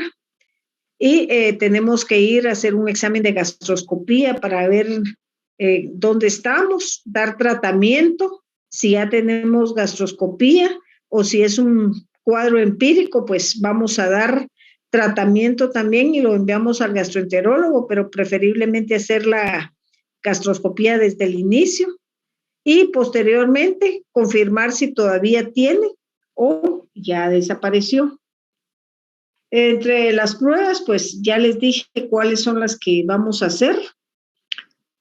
Y los métodos de detección: ureasa en aliento, serología, en el cual vamos a hacer el antígeno en heces, que tiene un 90% de sensibilidad y especificidad para poder hacer un diagnóstico adecuado. También deberíamos de poder medir la gastrina en ayunas, y esto lo vamos a hacer en ciertas ocasiones. Ustedes pueden ir al cuadro 293.7 de su libro, en el cual lo vamos a hacer si hay úlceras múltiples, úlceras poco comunes, individuos en espera de intervención quirúrgica, antecedentes familiares, si hemos tenido poco ácido antes. Eso nos va a dar una indicación de que si hay hiperclorhidria basal, tenemos que ir a ver si no hay pequeños tumores que puedan aumentar la secreción, diarreas no explicadas, antecedentes familiares, etcétera. Aquí estamos viendo una pequeña úlcera en un enema de vario, así se puede ver. Y aquí miramos otra, miren. También estamos viendo una úlcera cuando se hace un enema de vario. Aquí tenemos una imagen de una endoscopía en donde estamos viendo las pequeñas úlceras que hay. Aquí está, mire. Aquí está otra úlcera también, una imagen endoscópica. Aquí tenemos también úlceras a este nivel. Y vamos a ver ahorita una gastroscopía.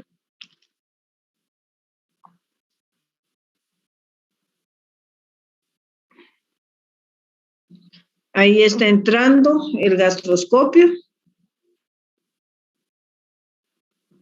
Ahí miran ustedes la motilidad que puede haber. Ahí estamos llegando a la mucosa. Ahí está el píloro. Miren ahí la erosión que había, el cambio de coloración que estaba alrededor del píloro. Ahí tenemos los pliegues gástricos. Ahí es el moco que hay.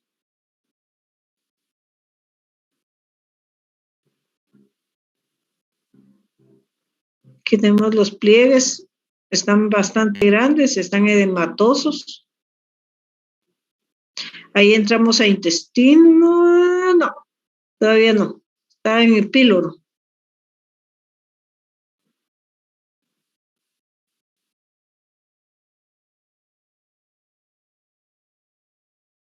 Sé que está al fondo es el píloro, ahí ya se entró el intestino delgado, ya salió otra vez.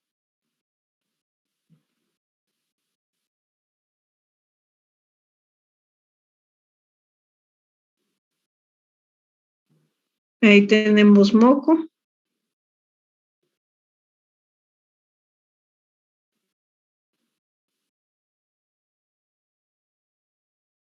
Y ahí vamos para afuera.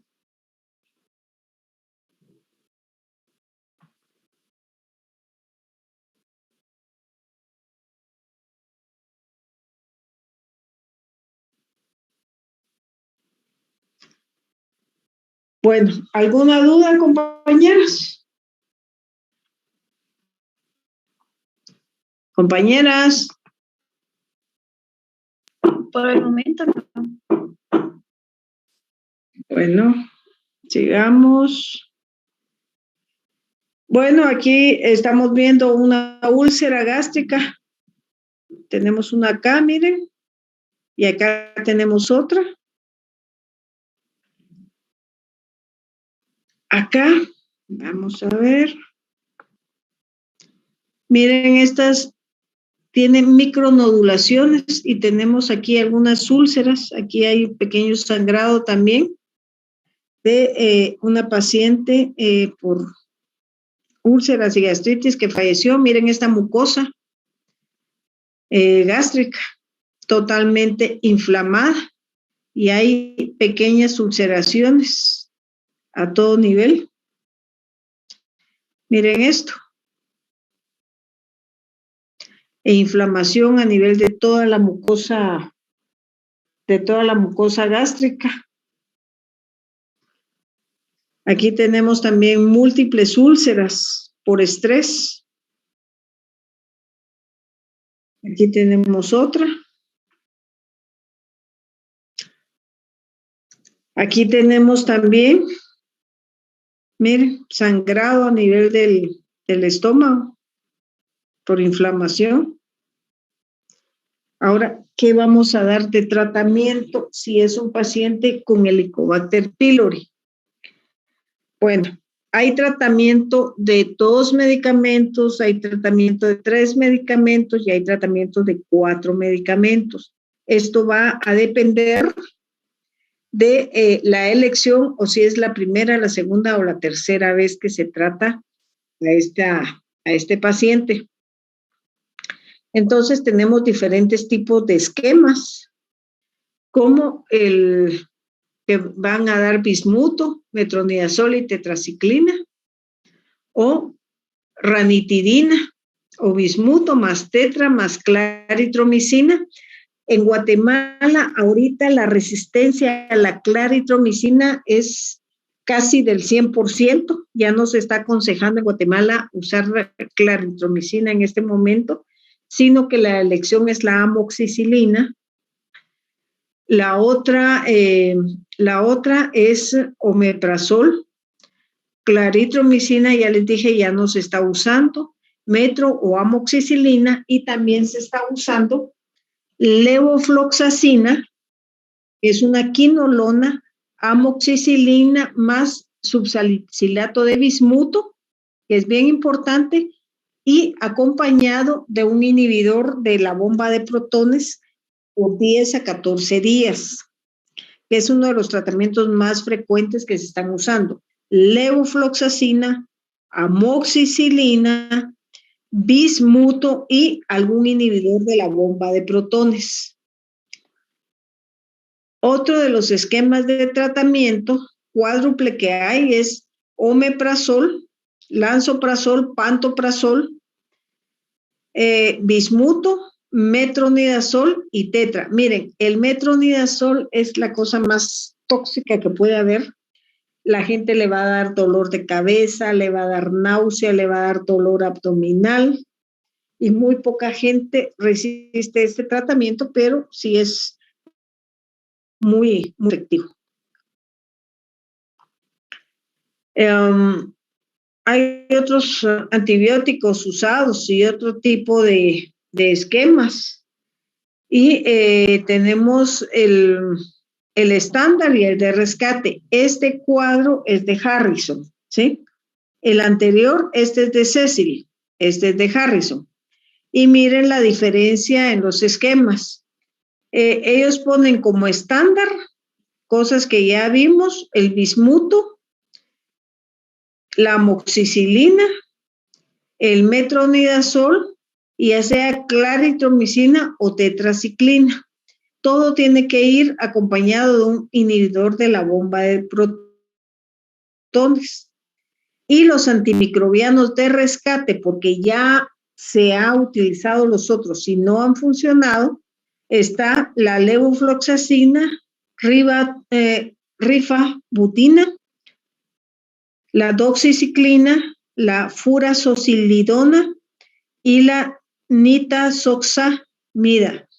También son los de rescate para aquellas gentes que ya son resistentes a los antimicrobianos anteriores.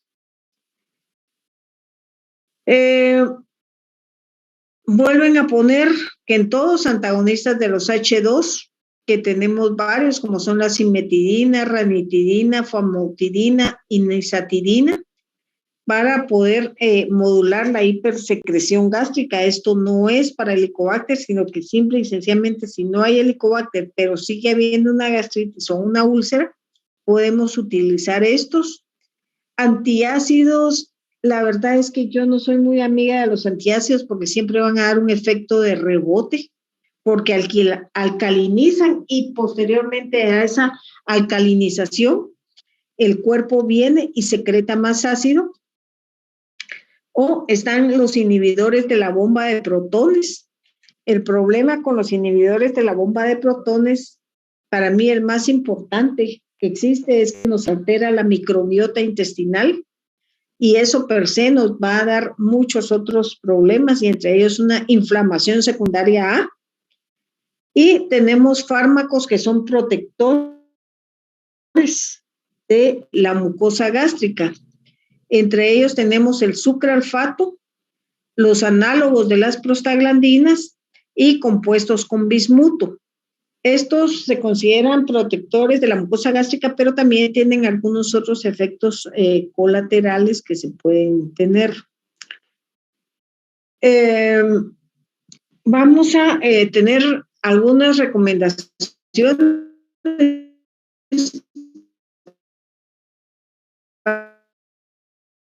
para la lesión inducida. Vamos a los antagonistas del H2 o los inhibidores de la bomba. Y tenemos el misoprolol profiláctico, inhibidores de bomba, inhibidores selectivos de la COX-2. Entre las complicaciones frecuentes de la úlcera tenemos la hemorragia, la perforación, que se va a dar frecuentemente cuando la gente usa AINES, usa esteroides, que se está usando muy frecuentemente en pacientes asmáticos. o pacientes con edad avanzada. También tenemos problemas de penetración de la úlcera a órganos adyacentes como hígado, páncreas y vías biliares. Y si hay una penetración, generalmente la gente se puede morir. O una obstrucción de la salida a través del píloro por el edema tan grande que hay.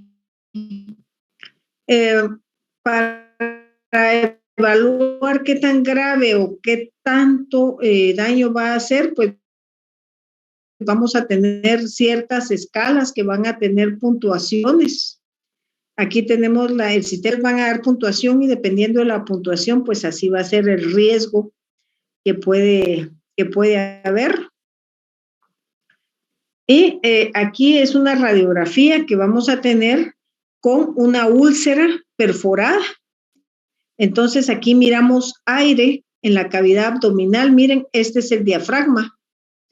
Esto que está acá es el diafragma y esto que está acá es aire. Aquí tenemos hígado, aquí tenemos parte del estómago y aquí tenemos el vaso. Compañeras y compañeros, ¿preguntas al respecto?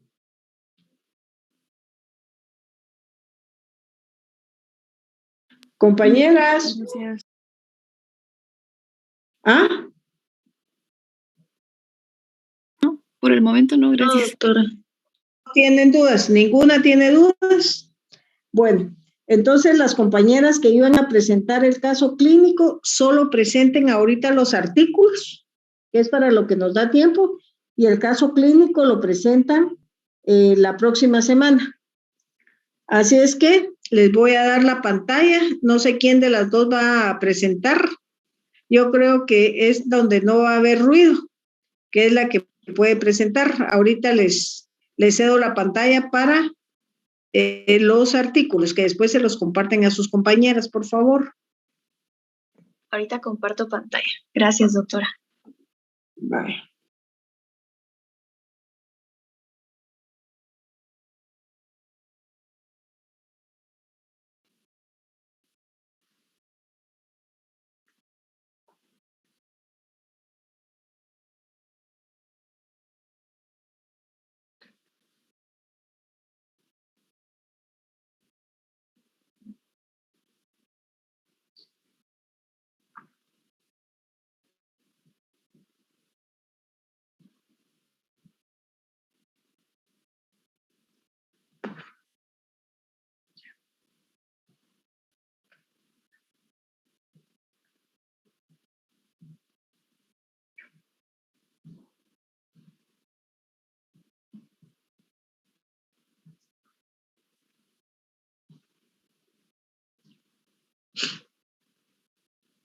Listo. Julia, ya puedes empezar.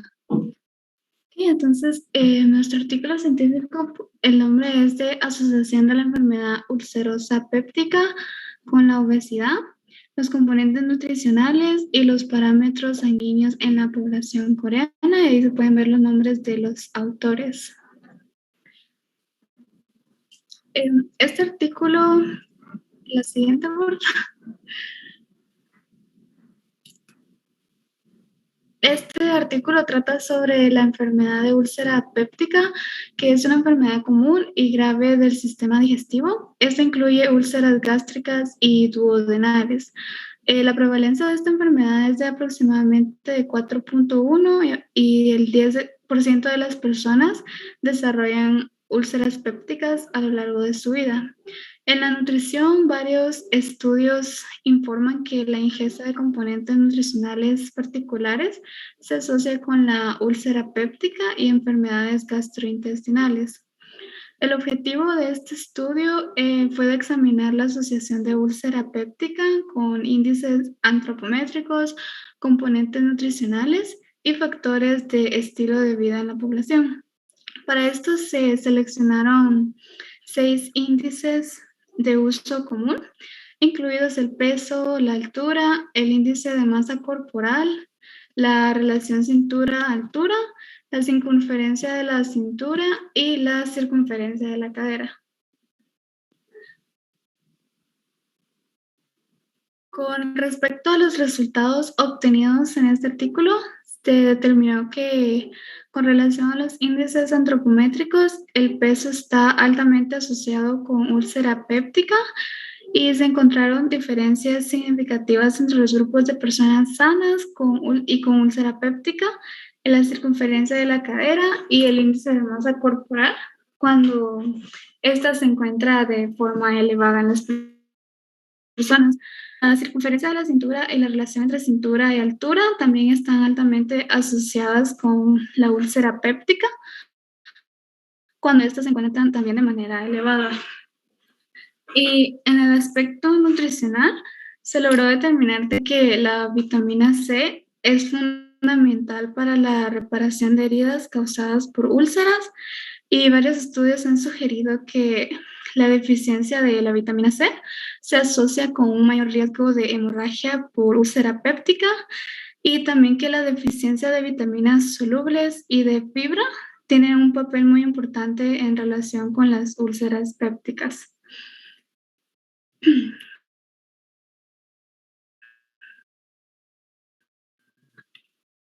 Con respecto a la descripción, informaron que la úlcera péptica está bastante relacionada con los índices antropométricos y que recientemente se examinó la asociación de esta enfermedad con el índice de masa corporal y con el índice y con la relación de cintura-altura. En un estudio que se realizó por cohorte prospectivo, el cual fue llamado Estudio de Seguimiento de Profesionales de la Salud, en donde encontraron que el índice de masa corporal y la relación cintura-estatura son factores de riesgo de esta enfermedad cuando estos se encuentran muy elevados. Y también se ha sugerido que la úlcera péptica está asociada con el peso, el índice de masa corporal y de cadera en las mujeres.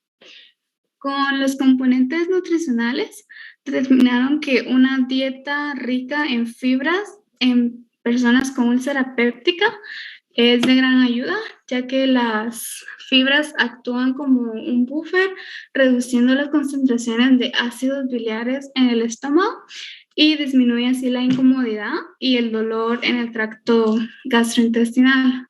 Por ejemplo, las fibras solubles, como las que se encuentran en la manzana, la avena y la pera, son responsables de una mayor viscosidad en el contenido intestinal. Para las vitaminas hidrosolubles como la vitamina C y las vitaminas del complejo B, estas tienen actividades antioxidantes y las vitaminas del grupo B se requieren como coenzimas de enzimas que son esenciales para la función celular. Asimismo, determinaron que las deficiencias de vitaminas hidrosolubles pueden estar asociadas con lesiones de la mucosa gástrica y se ha informado que afectan el desarrollo o la curación de las úlceras pépticas. Con respecto a la vitamina C, se asoció que los pacientes con úlceras sangrantes normalmente tenían niveles bajos de vitamina C comparado con los pacientes que no sangraban. Por lo tanto, se sugirió que una dieta rica en vitamina C podría desempeñar un papel importante en el tratamiento de úlcera péptica. Además que esta vitamina puede desempeñar un papel protector contra las úlceras pépticas, ya que reduce el daño oxidativo asociado con la inflamación en la mucosa gástrica. Y la conclusión obtenida en ese artículo fue que varios estudios afirmaron que los índices antropométricos están relacionados con la obesidad, la disminución del peso, el IMC y los valores de la circunferencia de la cadera corresponden a un riesgo elevado de esta enfermedad en mujeres y la disminución de los valores de la circunferencia de la cadera corresponde a un mayor riesgo de esta enfermedad en los hombres. La vitamina C cumple un papel muy importante en la curación y protección de la mucosa gástrica de las agresiones nocivas. Y la deficiencia de esta vitamina se relaciona con la úlcera péptica y varias de sus complicaciones. Entonces, el aumento de la ingesta de fibra dietética y vitaminas hidrosolubles disminuyen el riesgo de esta enfermedad. Entonces, estos resultados nos indican que la antropometría, el estilo de vida y la nutrición podrían desempeñar un papel de úlceras pépticas. Compañeras, ¿alguna duda, algún comentario respecto a este artículo que es muy interesante?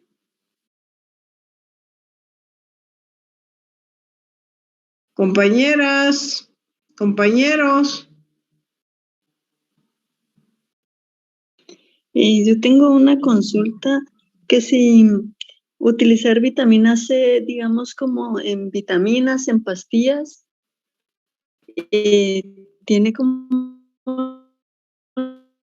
la misma contra la gastritis con las úlceras que tomándola, digamos, en jugos o en... Ok. ¿Cuánto tiempo tarda en oxidarse la vitamina C en los jugos? Empecemos por ahí, o en ciertos alimentos.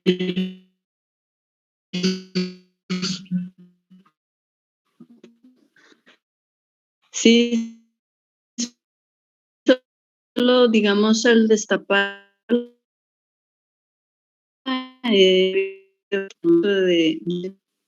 y sobre todo al medio ambiente, entre que lo sacan, lo pasan a la mesa, etcétera. Y ahorita viene la otra cosa. ¿Qué tanta vitamina C tiene un vaso de jugo?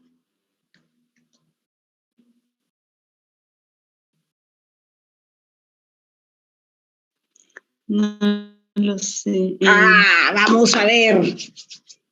Hay alimentos. Lo que yo sé que al contacto del oxígeno ya llega a tener un 60%, o sea, se pierde casi un 40%. ¿De qué cantidad? A ver, tabla de composición de alimentos. No me acuerdo. Bueno, pues a buscarla, compañeras. Esas cosas las tienen que tener en la punta de la lengua. Ahora veamos otras frutas y verduras que tengan vitamina C. Cantidades.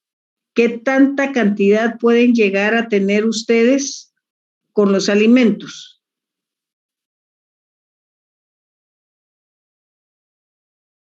El chile pimiento. Ajá. Vitamina C. ¿Cuánto? ¿Cuánto? No le podría decir así de uno. Es que a eso es a lo que vamos. ¿Cuánto? Para ver qué tanto tenemos que dar en los alimentos. Déjeme o a lo ver. largo del día. Aquí tengo mi tabla, solo lo encuentro. ¿Verdad?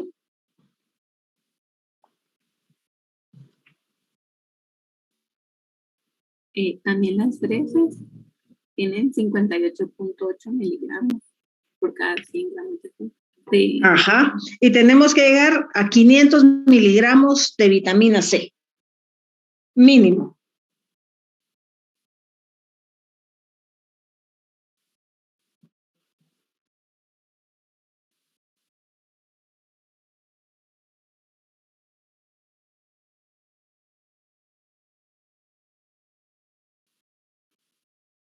Dice que por 100 gramos de chile dulce, pimiento rojo fresco, hay 128 miligramos de vitamina C. Bueno, ¿y 100 gramos cuánto sería? Pasémoslo al plato. 100 gramos tal vez como uno pequeño y uno no se come, la verdad que uno no se come el chile completo. Depende.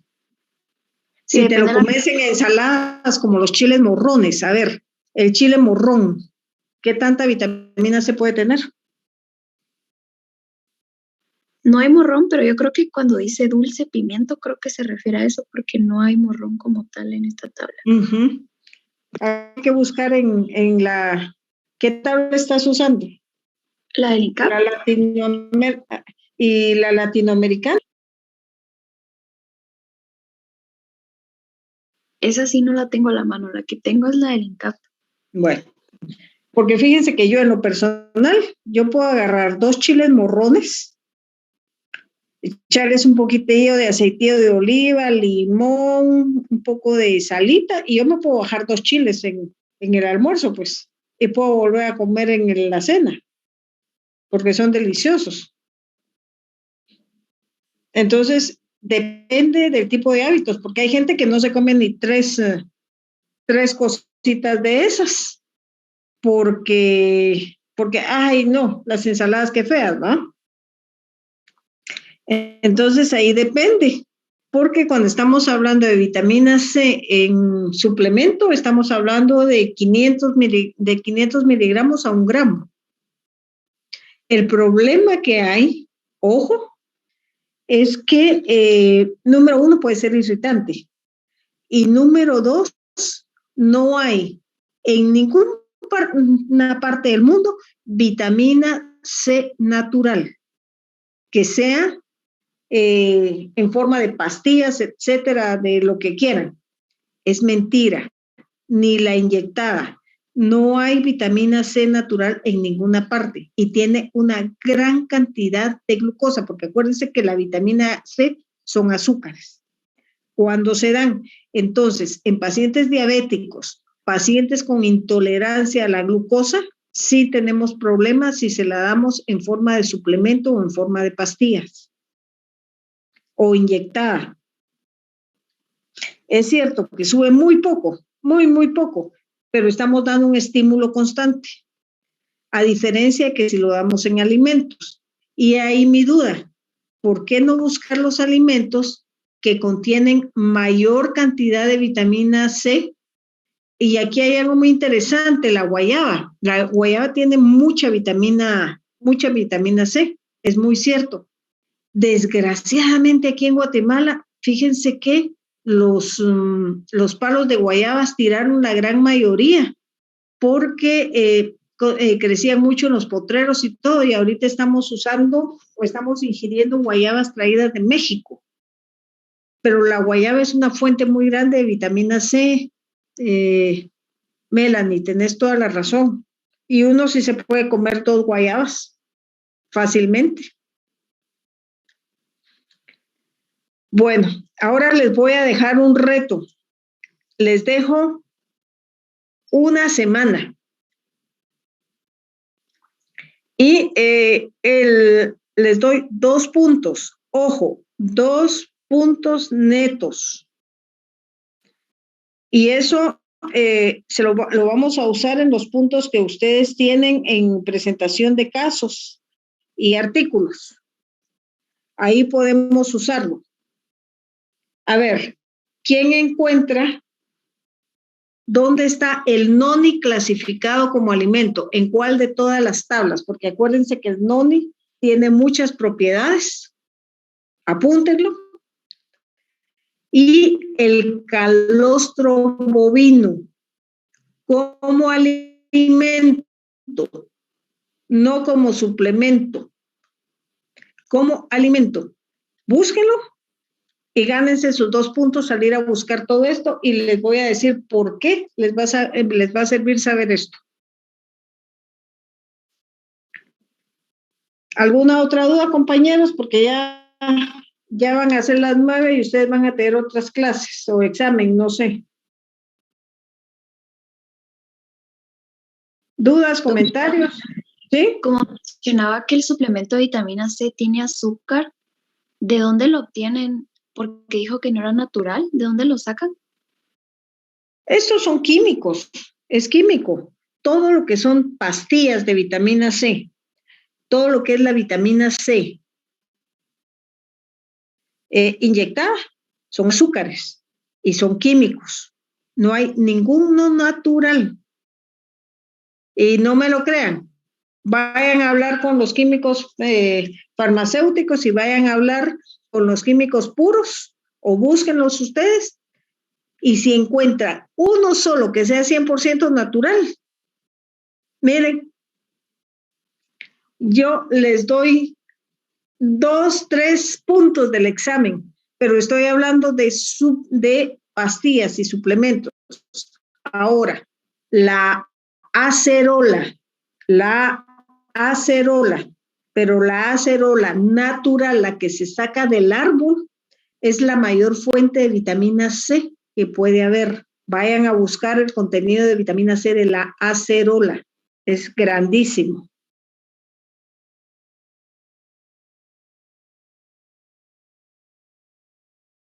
A ver, aquí estoy viendo comentarios. Calostro bovino y de noni. Solo. Calostro bovino y noni. Bueno, pues compañeras, nos vemos el día viernes. Hasta luego. Gracias, doctora. Feliz día. Feliz día, doctora. Feliz día.